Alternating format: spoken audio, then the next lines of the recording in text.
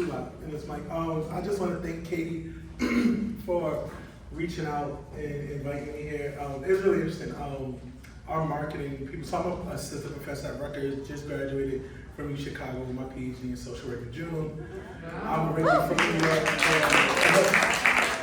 Originally from New York, so happy to get back to the East Coast. And then our marketing person was like, hey, someone's looking for you. I'm like, wait, what did I do? Like, I just got here. And it was an invitation to come here, so I appreciate it. This is also the first book talk that one of us is doing alone. So Cameron Rasmussen, who's an assistant professor at the University of Hawaii in social work, and Mimi Kim, who is an associate professor at UC Long Beach. We did a book tour last year. We went all over the West Coast, some of the East Coast, and then Chicago and the Midwest. So this is our first time doing one alone. But they send their love and their well wishes and appreciate you guys for engaging with us. And yeah, so I study youth incarceration, basically how Black families navigate supporting a loved one who's been currently incarcerated or formerly incarcerated. And all of my work comes from an abolitionist lens. I don't use abolition as like a research theory or something that like is applied. It's just how I think about and navigate the world, how I think about research, how I think about my relationships to people. And yeah, super excited for this conversation. Hope you guys have some questions. No questions off limits. Feel free to engage, push back, whatever. I think it'll be fun. So. Amazing. Hi everyone, I'm Shanell Kitt. I am the Connect Program Director. I see some of my folks here from CCC. I am a social worker, therapist. I graduated from Howard University with my Master of Social Work, and I've been in the field now for about 10 years. So over the course of my time, I've worked with all ages and just really dedicated to the profession. And I'm looking forward to this conversation with you, and also thank you again to Katie Abrams, Henry Street Settlement for putting this together. So just to give us enough time to hop right in, I'll start. All right. So we have the book here, Abolition and Social Work, and I'll be reading some information from here to uplift our conversation. To start us off, there are two reviews here that I wanted to bring to the forefront before my first question to Durrell. Alrighty, and the first is from Dean Spade, the author of Mutual Aid, Building Solidarity During This Crisis and the Next. Abolition and Social Work provides a frank and detailed analysis of how social work is shaped by and executes the work of the carceral state, and how social workers committed to abolition are struggling to dismantle criminalization within institutions designed to contain and control people. This book should be required reading for all social work students and everyone else who works closely with social workers, lawyers, nurses, teachers, mental health providers of all kinds. This book breaks the humanitarian illusion of social work and raises the real questions about if and how we can infiltrate its systems to redistribute, disrupt, and support liberation. Secondly, this next quote is from Beth E. Ritchie, author of Arrested Justice, Black Women, Violence, and America's Prison Nation. The contributors to this visionary book have offered a timely gift to social workers and other comrades working for freedom. It is both a call to remember the radical origins of social work practice and an invitation to redirect our current and future work unapologetically toward justice. We need this guidance more than ever. Abolition and Social Work serves as a compelling and timely resource for scholars, activists, and practitioners alike. So all of us here in this room. So Durrell, for our first question, what is abolition? May you speak to your work as an abolitionist as well as your influences? Yeah, appreciate that question. Shout out Dean Spade and Beth Ritchie for the quotes. So to me, I want to start by saying like one thing I love about this book, and if you guys read I hope you kind of pick this up, is like all of our contributors don't always agree on how to approach abolition. And I think that's the beautiful thing, because a lot of people think it's a one size fit all kind of thing, and it's not. It's very messy. It's very tangled in certain situations. But I think what the book does offer, what they get at, is for those who really are looking for some tangible steps, like what could this look like? I think that's what a lot of our contributors try to do. So for me, abolition is not judging people by the worst mistake that they may have made. It's an understanding that we all have the right to live our lives with the autonomy that we would like. Everyone is worth dignity and humanity, regardless of race, color, or creed.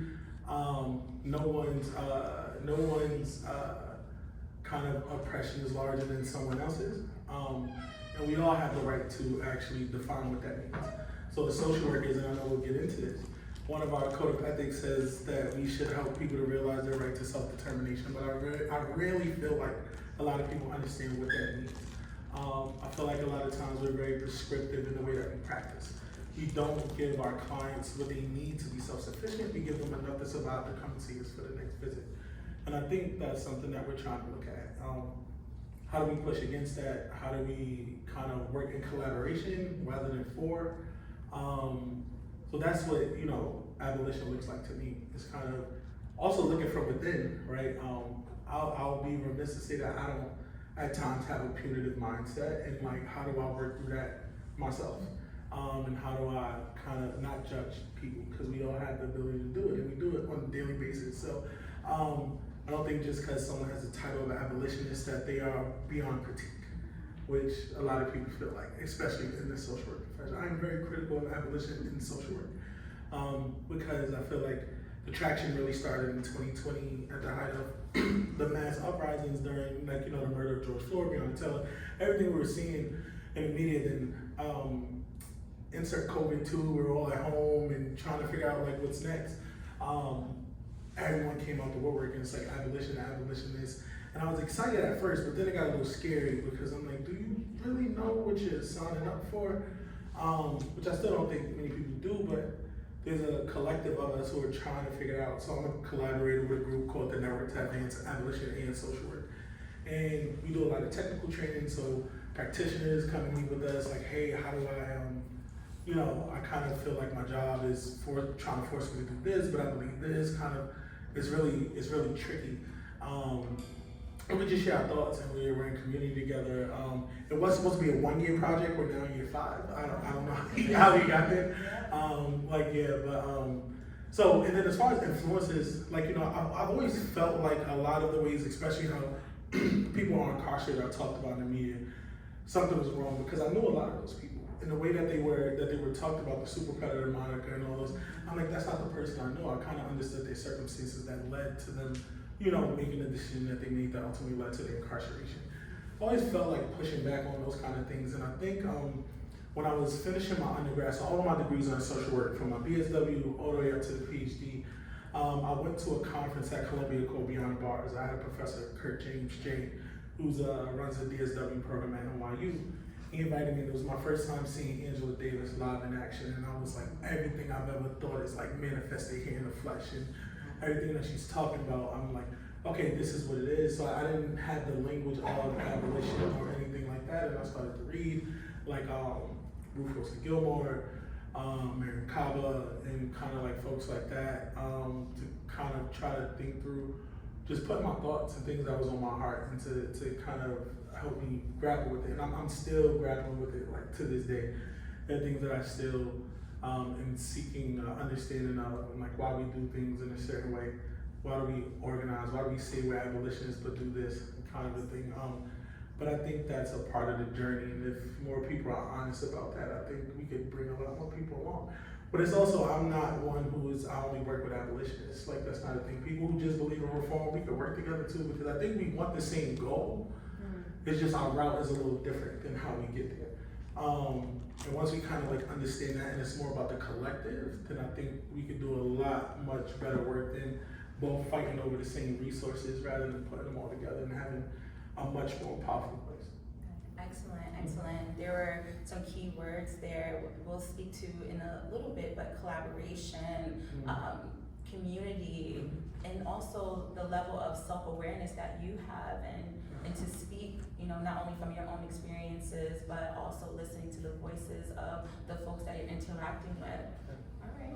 And you also touched on some of the abolitionist guiding principles. So going right back to the book, there's a copy in the back if you would like to purchase one.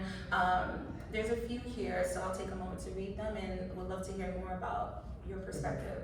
All right. Abolitionist social work is committed to being anti-carceral.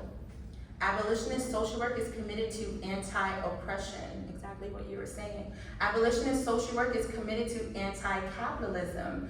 Abolitionist social work is committed to decolonization. Abolitionist social work is committed to deprofessionalization. Abolitionist social work is committed to centering systems, structures, and ideologies as the problems, not people as the problem. Abolitionist social work is committed to solidarity, not charity. Abolitionist social work is committed to building life-affirming institutions and relationships. Abolitionist social work is committed to self-determination and autonomy. You uplifted that a moment ago. Abolitionist social work is committed to non-punitive approaches to harm and abuse. So my question for you, may you discuss some of the core principles of abolitionist thought and roots of social work as described by Mariam Kaba, who wrote the foreword to the book that we're speaking about today? Yeah, thank you. And shout out to Mariam for agreeing at the last minute to do the forward.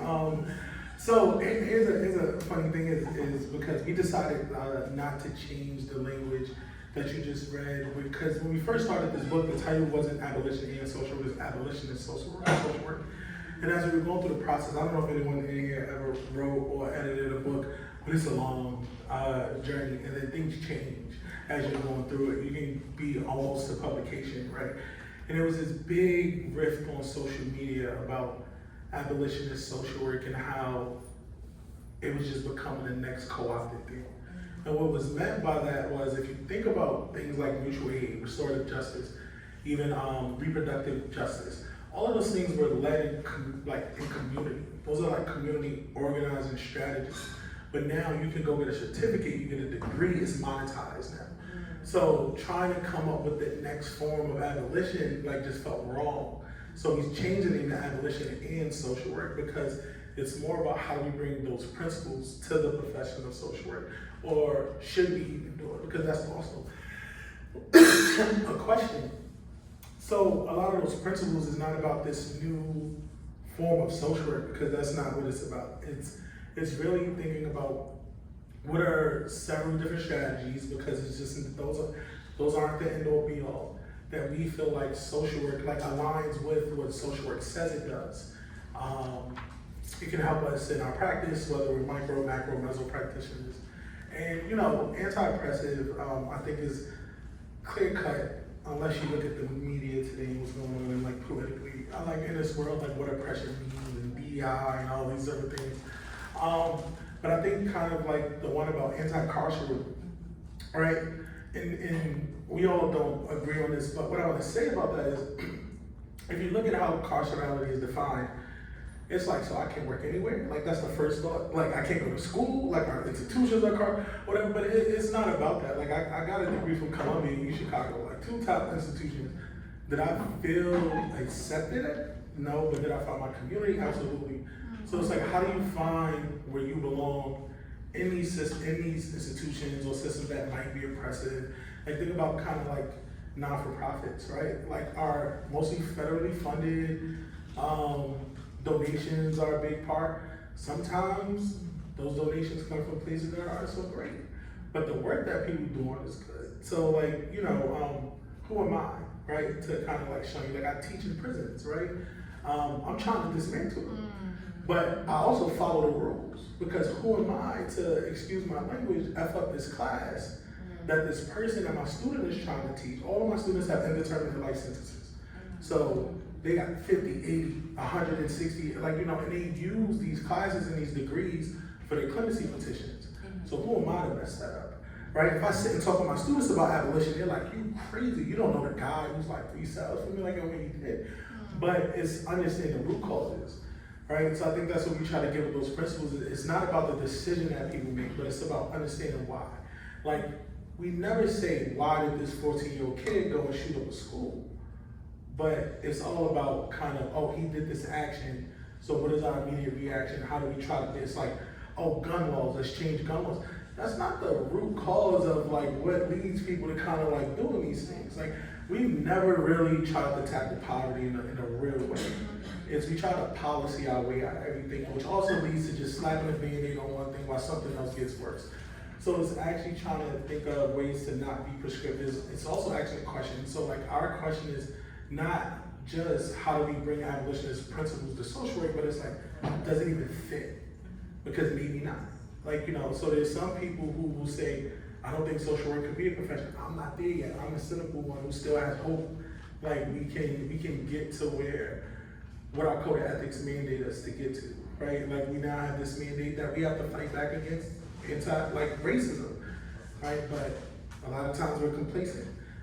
Whether we want to admit it or not, and I think once we get comfortable with that critique, like it's okay to be, it's okay to say, like maybe we got it wrong, maybe we're doing it the wrong way. I used to work at an outpatient clinic, like adjacent to probation. So if my client came in and failed the drug test, I had to call his probation officer, no matter how like harmful that made me feel. Like I felt like shit. That is honestly, excuse me, I don't know if I can say it. But that's honestly why I got out of clinical work, because I was like, this doesn't feel right. Like, right, like this person, he still came, right? I think we'll talk about mandated reporting like later at some point, but like I think that is the biggest, one of our biggest deficits. And I'll tell you why, because I understand the urge to have to call someone if someone says that they're gonna harm themselves. But let's think about people we know in our everyday lives. No one just shares things with anyone. If someone felt comfortable enough to tell you, like, I think I want to do this, and the first thing you do is go tell someone on it, like, you just broke all the trust that you built, right? And then now this person no longer trusts other people, right? But I feel like as social workers, we need to equip ourselves in a more generalist way, because we're too specific sometimes. Like, I'm going to do clinical, I'm going to do CBT, DBT, EMDR, and not try to learn the plethora of the spectrum, because then why can't you also be that crisis manager as well? Like why aren't you doing that training as well, so that if they do come, you know exactly what to do and how to help them? Because that person trusts you enough to tell you that. And you know, so I think it's you know, this book is all about kind of social work as a whole, like how do we just get to be better at practicing? Because I say it all the time, I think social workers are the superheroes of this world, or could be. And we need to have more pride in like our profession in that sense. Solid, thank you. And in your response, you mentioned some core principles of the social work profession. So I'll read just a piece from the preamble directly from our code of ethics, and just thinking about the mission of social work and the profession of social work. The mission of the social work profession is rooted in a set of core values. These core values, embraced by social workers throughout the profession's history, are the foundation of social work's unique purpose and perspective: service, social justice, dignity and worth of the person, importance of human relationships, integrity and competence. So in thinking, and you answered some of this question, but I would love to hear more. In thinking about, you know, from your perspective as both a trained social worker and abolitionist, what are the downsides? You spoke a little bit about, you know, mandated reporting. You can speak more about that. And then also some of the positives, right, to the social work profession. And how did the professionalization of social work happen over time when we think about the radical roots of the profession? Yeah, no, I appreciate it. So, I mean, most folks know the history, like, ended in the 19th century, leading into the 20th century. Settlement house movement, charity organizations, and Jane Addams, Sophia Brockridge, and folks had a really, really great idea, but it wasn't a new idea. Like, there were people who were doing social work before social work was a thing, right? And I think we need to admit that, right? So you think about kind of original, it's funny, like, you know, in Henry Street, and, you know, you need to think about the fact that, like, settlement houses in the beginning were racially segregated, right? So we bought into a lot of the things that was going on. Part of the rise for social work was, you know, the men are over at war, women are holding it down, running the businesses, and the guys come home and they're like, oh, go back in the kitchen. It's like, I don't know, like here's our thing, like, you know, then understanding that there were people who were going through things and we need to support them, right? And also, I'm always shocked at how many people don't know that social workers are very much hand in hand responsible for us even having a juvenile court. like understanding that young people are not just the actions that they have, but taking that more of an ecological perspective. So, you know, we have to think about the families that they're coming from, the neighborhoods, the communities, the resources that they have access to, and why they shouldn't be treated as adults. Like we had our hands like entrenched in all of that. And a lot of the community organizing that was going on, especially in places like Chicago, where while the University of Illinois did school of social work, the Jane Addams School of Social Work, which is right across the street from a settlement house that's still preserved to this day. And so the idea was like really beautiful. But then you have people like Ida B. Wells, who was doing a lot of this work, who was left out and is not considered like a pioneer of social work. But all social workers have to read Flexner's Is Social Work a Profession, who's not a social worker, but like that is a core piece of kind of our, well, I don't know if all MSWs, but if you get a BSW, you'll read Flexner's piece. But I think a lot of times it's those who are really in this fight to legitimize social work as a profession, who are seen as those who are kind of the founders and all of that, and not just the organizers, the Black organizers, the Asian organizers, the Latinx organizers, the indigenous organizers, who are all doing social work without the title. And I think part of the problem is I understand the need for like a license and those kind of things. But to me, I see people pass that license exam all the time who are horrible at their job. And some people who, you know, for whatever reason, because, you know, standardized testing isn't for everyone, can't pass it, but they put in the years, right? So it's like, why do we not have a balance? Like there's a whole fight with ASWB now. Like why is there not a balance between, okay, if you can't pass this exam that you're charging hundreds if not thousands of dollars, because a lot of people have to take it twice or 3 times, that the years of experience count for something. It doesn't serve as kind of like a barrier. So that's how I think about, like, you know, the rise of the profession. And for the first part, I think of the fact that a lot of us do a lot, sometimes not for the greatest pay, but we do. I don't think anyone gets into social work because they're like, yo, I want to strike it rich. But there's something where they're looking at the world and they're looking at people who's hurting, and something drives them to want to figure out a way to support them or to be in partnership with them. And I think morally, I think it's a moral calling to the profession more than someone who's intrigued by just what social workers do. So that's what I love about it. Those are the things, like I think most people get into it for the right reason. And most people really do want to do good. The bad part is that we can't have the uncomfortable conversations. I feel like NASW never wants to be critiqued. CSW always wants to add another barrier on what it takes to get a degree, or this new, this new competency that the students have to pass in order, and it takes away from our classes and like the real like learning, where it's like, oh, they have to get to this extra competency, which means that we have to take away from this lesson and now squeeze in a 16th lesson in, or like whatever, and it just takes away from the organic learning, because no book can teach you how to be a social worker. Like that's how you do so many hours in the field. It's like something that you have to do, and I don't think we spend enough time with our students unpacking the things that they're seeing, because yes, they're labeled as interns, but if we all remember our internship, we was doing real work, just not getting paid for it. Like they could have paid somebody to do what they had to do. We had real caseloads, and we really there was as much supervision as they think going on. So I think you know, if there's a better way for us, like in our education, to like really help them to understand what they're gonna see. Because we have to spend so much time teaching them to the ASWB exam, which is not oftentimes what we see in the field. You know, even when it tells you, like, it gives you 3 right answers, and it's like, which one would you do first? That's very dependent on who this client is. It's not a one-size-fits-all. You know, and I've told people this a lot. Like, you know, someone's like, oh, I've been working with this guy for 8 years. Someone tried to heckle me at a conference because I do abolition, and he's like, I've been working with this guy for 8 years, he won't change.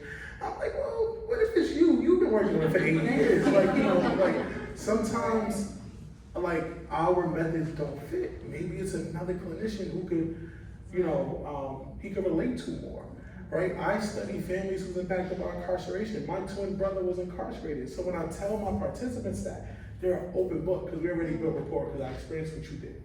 So it's a lot easier. Like, I don't study things that I don't know about because I think proximity is very powerful to really be proximate to the things that we're interested in. And not everyone has that privilege, but it just makes the conversation, I understand what you're saying even if you're not using the words, and you understand where I'm coming from, you know, because we have that shared experience.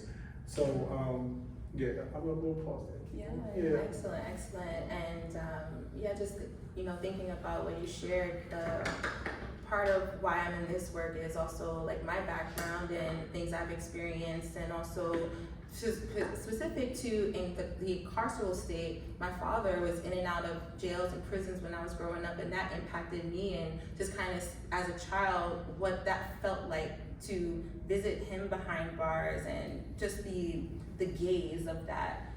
But yes, going into another question I have for you, and I'll speak a bit about Henry Street and Connect. Could you tell us more about alternatives such as programs, approaches that address problematic root causes while also fostering safe spaces for community? And of course, right, you mentioned the settlement movement, so I absolutely wanted to uplift Henry Street Settlement's mission, because when we think about programs, organizations that are on the forefront, right, of changing some of these oppressive narratives. Henry Street is one of those prime examples, one of the earlier examples. So Henry Street Settlement's mission is to open doors of opportunity for Lower East Side residents and other New Yorkers through social service, arts, and healthcare programs. The organization is distinguished by its commitment to listening to and learning from our neighbors, and then acting to meet the most pressing needs of our community. That encompasses what you expressed. And then also when we think about the Connect program at the Community Consultation Center, Connect, it stands for continuous engagement between community and clinic treatment. So again, uplifting community voices within that health and wellness perspective, and thinking about some of our priority populations, including assertive community treatment step down, some of our most vulnerable populations in New York City, and then also folks who are impacted by the criminal justice system. So what are some examples that you would like to share? Yeah, I don't know how many folks know about like J-Mac for Families, but shout out J-Mac, who's been, oh man, killing it. Anytime I get to hear her speak, it's like I'm in awe. So the first time I ever heard of the word mandated supporting came from J-Mac. So most folks, if you think about social work, they think, oh, ACS, you're trying to take people's kids away. Like social work, we do a lot more than that. But like, let's just stay in that realm. Like, you know, J-Mac and J-Mac for Families fights against, like, you know, family separation through the child welfare system, right? And we never say that there are some families where some intervention is needed. But a lot of times we are punishing families for not having the basic resources that they need to survive. It's like we are punishing moms for being poor. We are punishing, you know, we're separating families, whether it's through foster care, a lot of times historically through shelters like that won't allow families to stay connected in those kind of ways and those kind of things. So they take the mandated supporting approach, which is like, you know, learning about those things that you can't disclose to a traditional clinician, and then how do we provide you with the resources and things like that, even if it's like reconnection, right? Because a lot of times I don't think the end goal of child welfare, if it's living up to, should be reconnection. If you are separating families, it's how are you building up these parents, how are you building up these caregivers to make sure that, okay, now we can reconnect them. But a lot of times that's not what happens. We're shipping kids around the country and all those things. So I love the work that they're doing. I also want to point out too, and I think I mentioned this when we spoke, is that a lot of times what I would love for my abolitionist colleagues to do is champion the things that are not tied to abolition that are wins, right? And I'll give you an example. Minnesota, right, when George Floyd was murdered.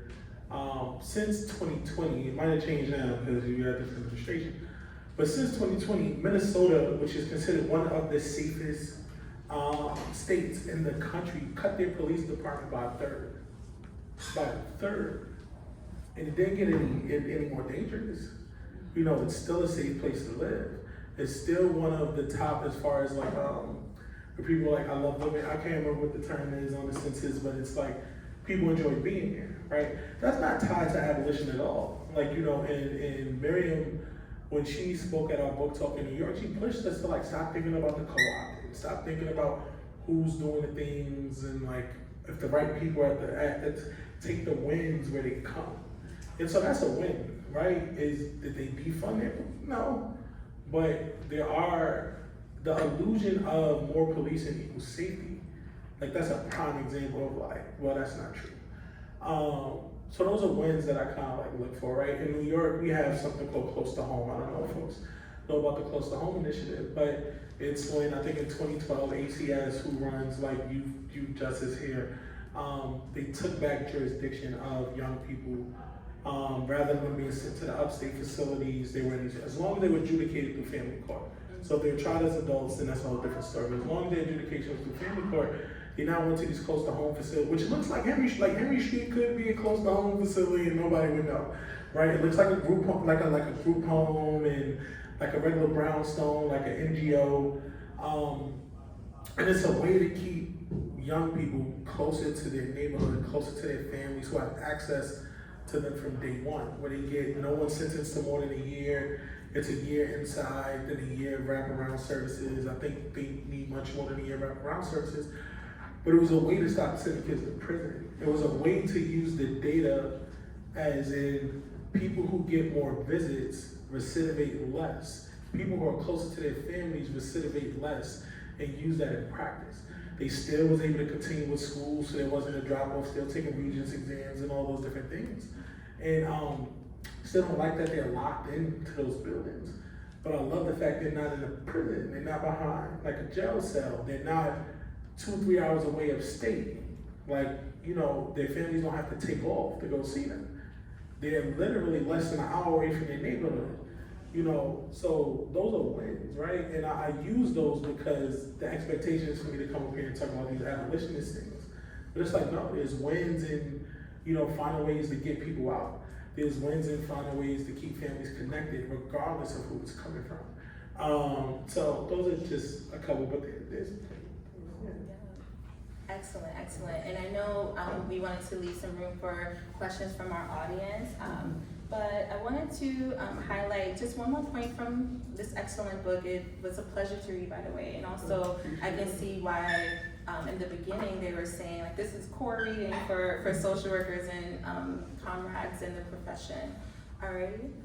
So an abolitionist future requires that social workers and other providers sensitize themselves to current harms, including those that tend to intensify around mental health crises, often culminating in involuntary commitment. Let us begin by reducing the harms surrounding such interventions while moving toward more fundamental changes in system responses to disability, madness, and drug use.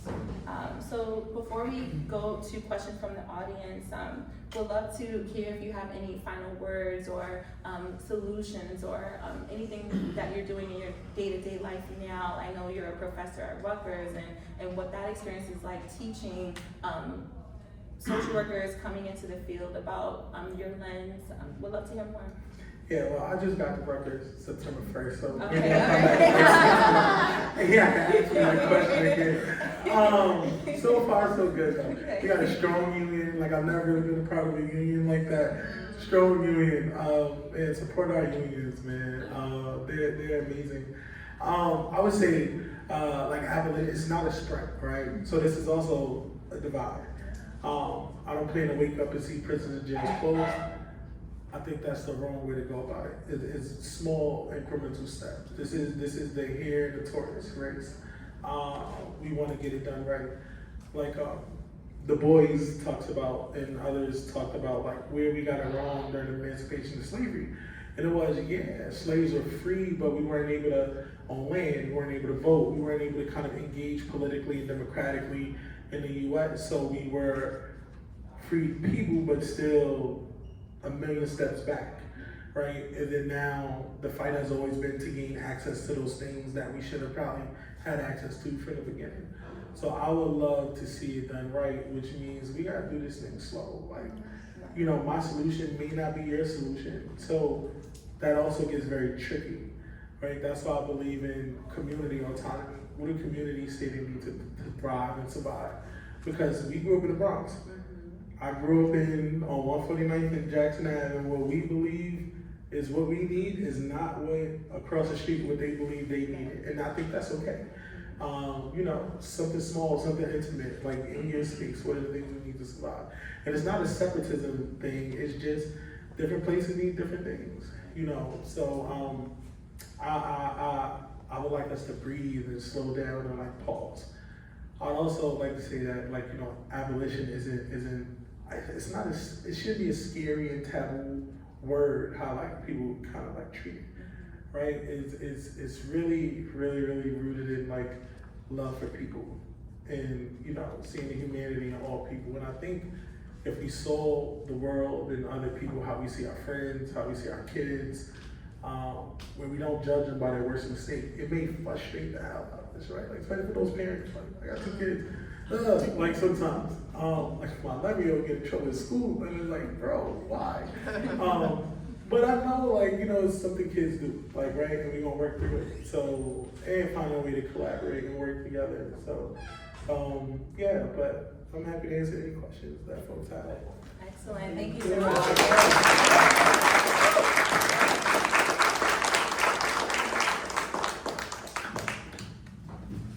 No, that's hard to get out. Thank you so much.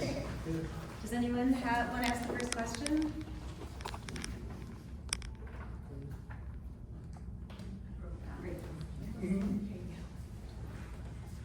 Thanks so much. Yeah, I know. Thanks so much for your talk. I wrote down my question so I could think about it. I'm interested in just hearing how you see abolitionist approaches like helping to navigate tension between, let me look back at my question. Like holding a radical vision, I guess, and then also working within imperfect systems. Yeah. So I'm thinking about like this political moment and how we can use an abolitionist lens to help us get closer to something that might be not so stuck. Yeah. This political moment. That's hard. So to me, it's not going to work if people just can't be honest, right? And I think one, I don't think we have a real democracy here. Like, I think, you know, people are more invested in their interests. I think, you know, as much as we could point to one side, I think like both Democrats and Republicans are very guilty of like blocking things that could help if they don't get the credit, right? So think about all these shutdowns. Like, it often happens because if something good happens, they don't want that side to get the credit. I don't know what good would come from any of the policies that's going on right now. Especially when it comes to health insurance. Like, you know, someone got a 5-month-old and it's very scary to think about like not being able to afford health care, which is already expensive as hell. But I think like more people should be independent, which I'm surprised there aren't more people who are independent and kind of like vote based on their interests. Because we also don't see that, right? We see people voting yes as long as it aligns with their party, rather than kind of like if they really agree with it or not. You know, I also look at kind of,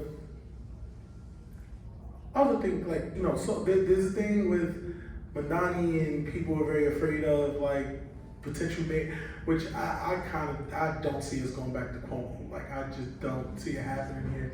But like, why are people afraid of affordable housing, right? Like the things that we really try to, like, I don't understand kind of the fear of allowing the people to be the voice of the things that happen and drive the change that happens.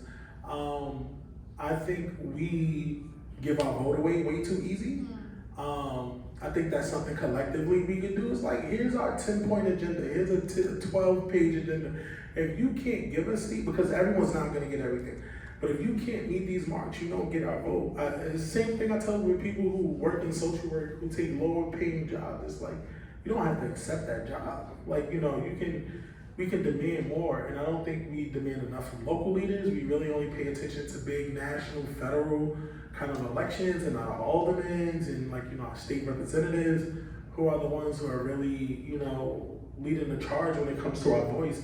So more political awareness, I think needs to happen. And then sometimes, I never fault anyone for saying they're gonna stay home, because I get it. And it can be a very scary place.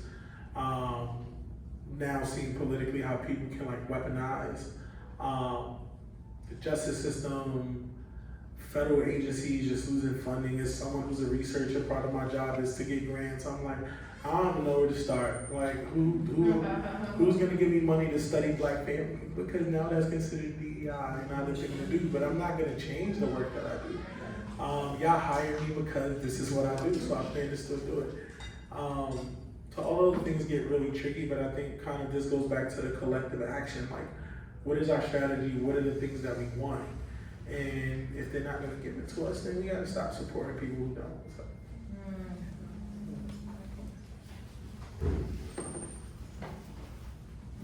Thank you so much.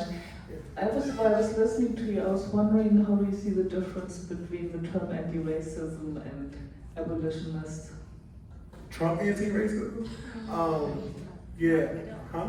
Not Trump. Oh. Anti-racism. Oh, anti-racism. Yes. Oh, it's a part of it.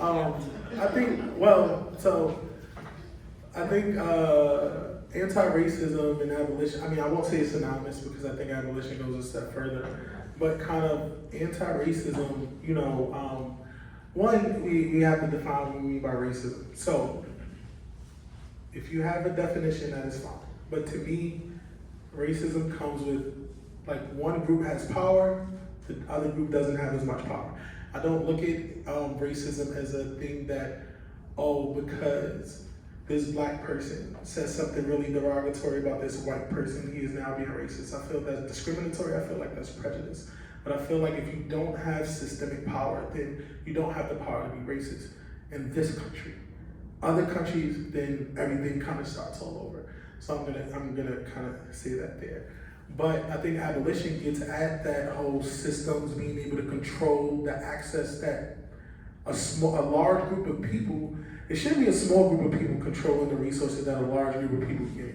And I think that's kind of what abolition gets at and speaks to, and that's kind of this connection to anti-racism. But what I also think is where anti-racism lacks is it doesn't talk about decolonization, which those things should go hand in hand.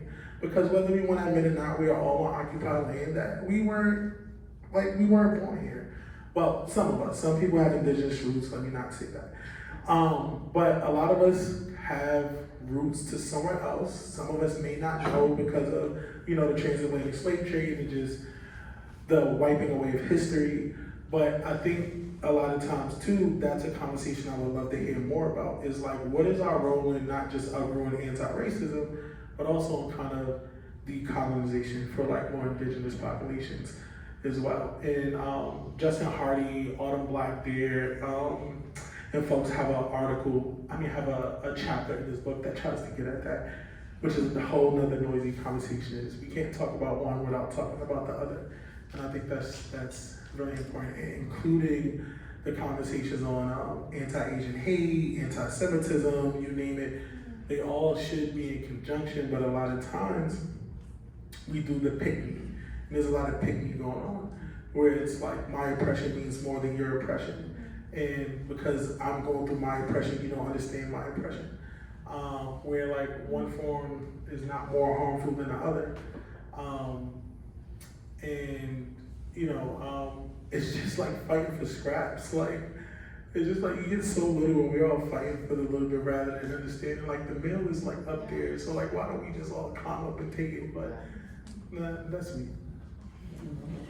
Thank you. I saw a few other hands. Let's start with you. Hi, thank you. My question is about, I remember in the beginning you mentioned working with some of the students who are incarcerated currently, and them saying things like, you should see the guy 3 cells down from me, we can't get rid of prisons. How do you handle those conversations? So when I'm able to have them, It's more about kind of having that conversation around like, well, did you ever ask or think about like what could lead him to doing what he did? Like, everybody has a story, and oftentimes we judge people based off the action that we know of them, but we don't try to sit and figure out a person's story. There's a saying that sounds really cliche, it sounds really basic, but that says hurt people, right? And that's real, that's honest. So I think if we knew people's history, if we knew about them, like like how they were raised, even learning about like their families and where their families come from. I never knew, I am 30 something, but I never knew in 30 some years that my grandfather, who I never knew because he died before I was born, was incarcerated for over 20 years. Until my dad said, what are you doing? And I never want to explain my dissertation to my family. You're not gonna know what I'm talking about. So he finally asked me, like, what is it that you do? And I'm talking about like, going to prisons and those things. He's like, oh, you need to talk to your uncle because, he vividly remembers like your grandfather being locked up for 20 years. I'm like, wait, hold up, what? Like, so my family's had a history of incarceration. And until my dad found out I was studying this, I never would have knew. At these family reunions, I'm sitting down and I'm learning about this person who's been incarcerated and how that and what that led to. And then now I understand like why certain people move to certain places to kind of get away from certain things. So I think if I tell them to spend more time learning about a person's history, right? And then like let me know if you still judge him in the same way. I'm not gonna say you still won't judge him, but do you judge him in the same way? Do you think he's beyond resolve now that you know kind of like the full picture, not just what the news article or what his docket says? So. Hi. Hey. So I guess my question, in the beginning, you spoke about like taking the wins where they appear. And I guess my question is, how do we build bridges with, I guess in both directions? There are people who are saying like change has to happen today, we all need to kind of push for things to happen immediately, which leads to like less sustainably built systems. And then there are people who continue to also vote and advocate against their own best interests and the interests of their communities. How do we build kind of bridges to connect to kind of both sides? Makes sense. So I will say, like, I won't just work with anybody. Like, I'm down for the bridges, but it's like when I teach in prison, I taught with the Prison Neighborhood Arts Project in Chicago. I would never go and teach with the Department of Corrections in Chicago. That's not somewhere where I waste my time because it's just, it won't be conducive to what it is I'm trying to do. But I think, it's kind of, if you can figure out where the commonalities is, and that's dependent on who that partnership is with, then I think, there's ways to just focus on that rather than how we're doing things and rather than how you chose to do things, because I think that's where the judgment comes, because no one's gonna do things like abolition. Like everyone doesn't do things how abolitionists do, and people are more reformist, restorative justice, transformative justice, we use those kind of techniques. They have their own methods, and I think that's okay. But it also doesn't mean like we just work kind of like with anyone. So like I kind of want to be clear about that. But I think if we sat down and was like, without having a conversation, write down 10 things you want to see in the next 5 years, you'd be surprised that probably 5 or 6 of those things are the same. Like without the approach, forget the approach, just what do you want to see, right? And then now you figure out the strategies on what it's going to take to get there. But I also think it's with the understanding that if you're more of an incrementalist, that might come with some strategies that is not as, you're not pushing as far as you would kind of like to it. I think that's okay. But also I think there are changes that we could see immediately, right? Like I think universal healthcare is something easy enough to like do because we see a lot of developed countries who have universal healthcare. So figuring out those things. But what it comes down to in this country is you gotta get certain people to start caring about money, which is hard. Like I feel like if we didn't care about money, we would have been gotten rid of our prison systems the way they are. Because the fact that we have over 70% recidivism rate means that we're failing. Like, because most people who come out are going back in. But the more people go in, the more dollars. It's literally $1 billion industry. It's literally some counties, this is the job that is sustaining that county. And that's like problematic as shit. Like that, if this prison was to not be in like your country village, your county village. So it's like, how do we get people out of that? Like, so, some people are stuck kind of like in that way, but a lot of it is all monetized, so. Our CEO will have the last question, comment, and then we'll bring the meeting. Damn, I didn't for all that. I have a little question that was somewhere in between it all. My name's David. I happen to be our CEO. First of all, thanks for your insight, your experience, your care. It helps me put us and just do our work more effectively.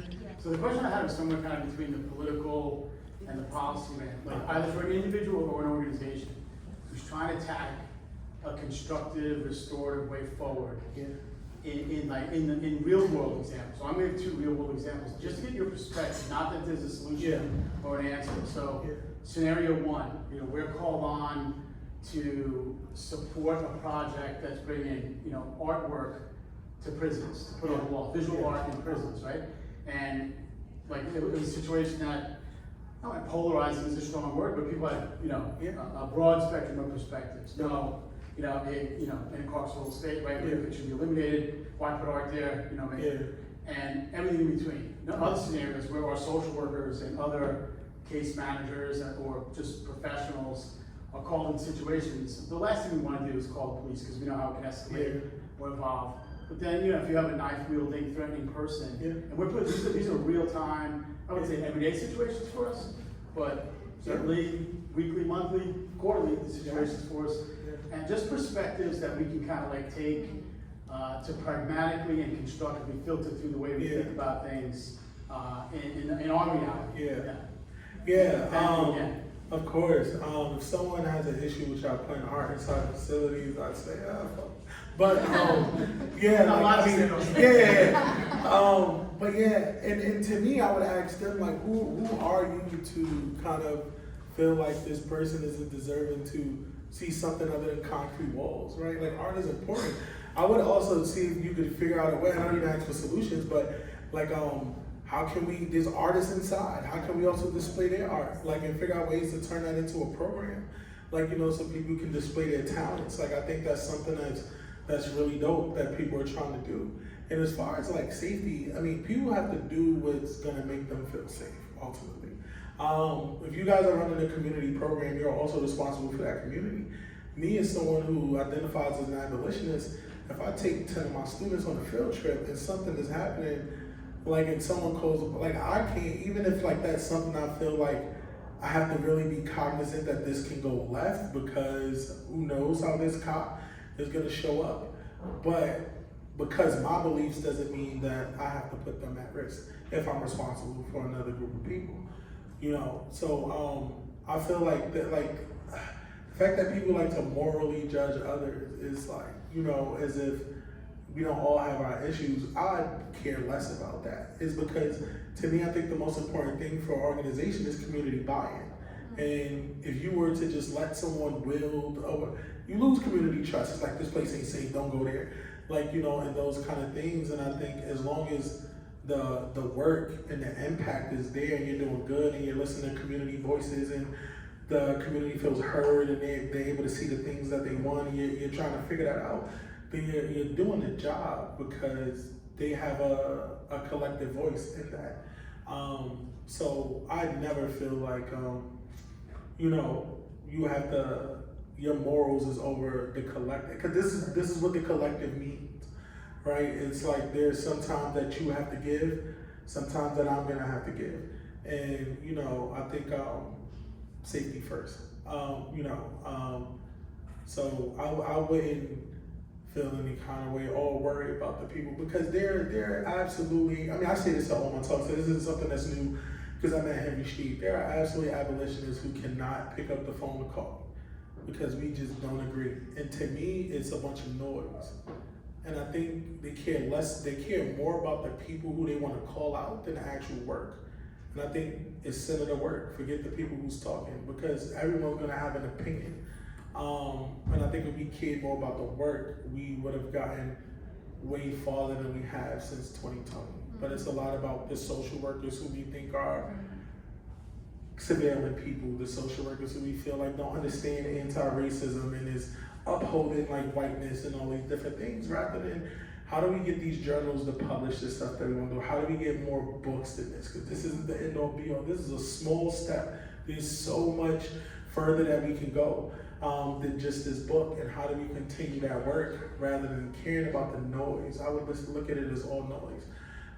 Because ultimately the fact that, you know, a bunch of y'all came to hang out during lunch, like it show y'all interested in the conversation, and that's all I could really ask for, is for people to come listen and engage and share their thoughts, because this is gonna help me as I take this back and continue on the work that I do, and I think can help you guys as you're thinking about how you continue to service the community. Thank you so much.